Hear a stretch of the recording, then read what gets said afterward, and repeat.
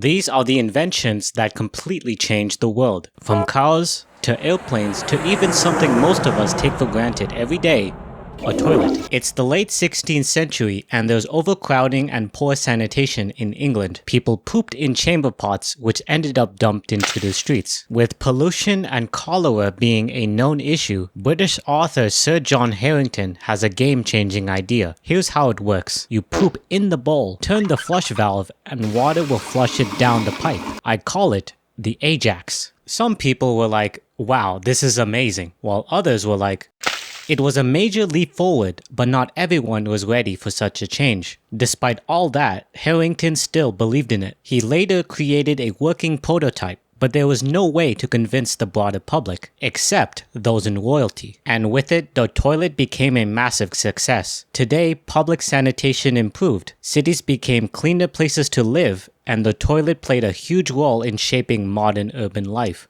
Another invention that changed urban life is the telephone. It's the 19th century and communication is getting outdated. People rely on letters, which get lost, telegraphs, which are expensive, or face-to-face conversation, which is not for everyone. With no reliable or alternative form of communication, inventor Alexander Graham Bell presented his modern idea. First, the sender speaks into the device, which converts their voice into an electrical signal. Then, the receiver takes these signals and converts them back into an audible message, resulting in clear, uninterrupted communication. Few people thought that this might be the next big thing, while others thought, it's kinda like that other invention. Turns out, Bell wasn't the only inventor. Competition from Elisha Gray and Antonio Meucci was some of the people that created similar devices. After several years, Bell made the first successful telephone. As more people began to use the telephone, it sparked a revolution in communication, improving lives and breaking down the barriers of distance. Another invention that breaks the barriers of distance is the airplane. It's 1903 and Orville and Wilbur are building a flying machine. They built and tested a glider, but are looking to go further. As the two brothers tinker away at their bicycle shop, they found a solution that could change history. We start by using a strong and lightweight wood for the frame. Next, we use two propellers instead of one to equalize thrust. And finally, a lightweight engine to power the twin propellers. The brothers began building their plane in secret, avoiding competitors copying their work. They relied on their shop mechanic, Charlie, to build the engine they need in just 6 weeks. On the day of their test flight,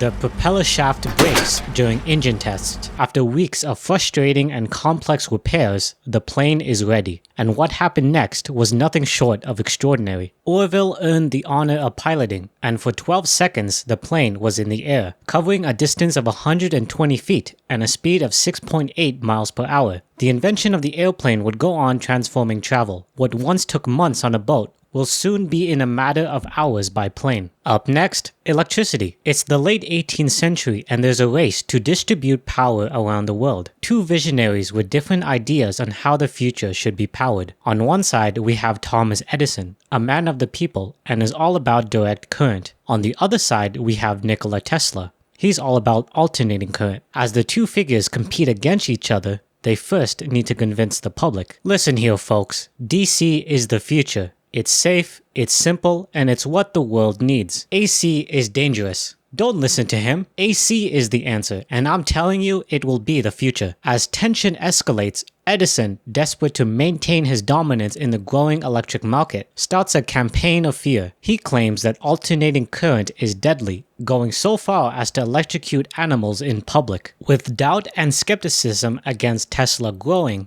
so did the media. Edison paints Tesla's vision as dangerous and too unpredictable. Fast forward a few years and the World's Fair is about to begin in Chicago, and it's a chance to show whose system is better. But Tesla has a secret weapon. He's partnered with George Westinghouse, an engineer with the resources to make AC a reality. Tesla and Westinghouse light up the entire fairground with alternating current, a spectacle that shocks the world. Edison, meanwhile, cannot compete. In the end, Tesla, with the help of Westinghouse, won the future of electricity. AC becomes the global standard, and the world would never be the same. Up next, cars. It's the 1880s and society is still using horses and bikes for personal transportation. But something is about to change. In Germany, a visionary inventor named Carl Benz has an idea that could revolutionize the way we travel. Alright, here's the plan. We're going to build a machine that's powered by an engine. Some of the workers looked at him, excited to make something new, while others thought how complicated this is going to be. After all, there were no blueprints for something like this, and Benz only has limited resources. But he's driven. He spends countless hours perfecting the engine. Each mistake leads to a new discovery. Each failure brings him closer to the answer. Finally, after months of work, the day arrives. The first version of his invention, the Motorwagen, is ready to go, but it's small and fragile. The big test happens to be on a quiet street in Mannheim. Carl climbs into the driver's seat with his wife, Bertha, by his side. Bertha looked at him and said, "Is this safe? I guess we'll find out." For the first time, Carl Benz publicly drove the car on July 3, 1886 in Mannheim at a top speed of 10 miles per hour. In the end, Carl Benz's invention changed the world. What started as a humble idea became the foundation for personal transportation. The next invention wouldn't make this video possible without the internet. It's the 1960s and the world is on the brink of a technological revolution. The US Department of Defense has just funded a project called ARPANET, designed to link computers across the country. But little did they know, this was the first step toward the creation of something much bigger. Researchers working on the project are facing a massive challenge. How do we create a system that allows computers to communicate with each other even if one part of the network goes down? The stakes are high, the Cold War is raging, and the fear of nuclear war looms. If the Soviets attack, the US needs a way to continue communicating even if parts of the communication network are destroyed.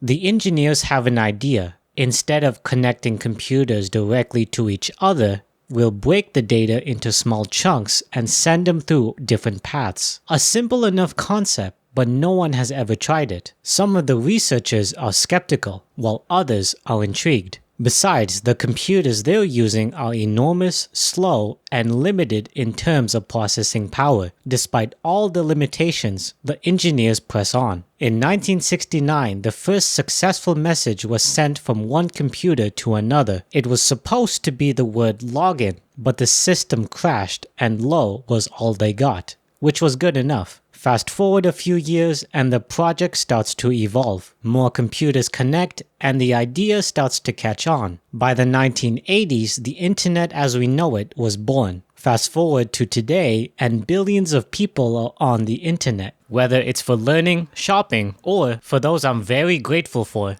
reaching the end of this video.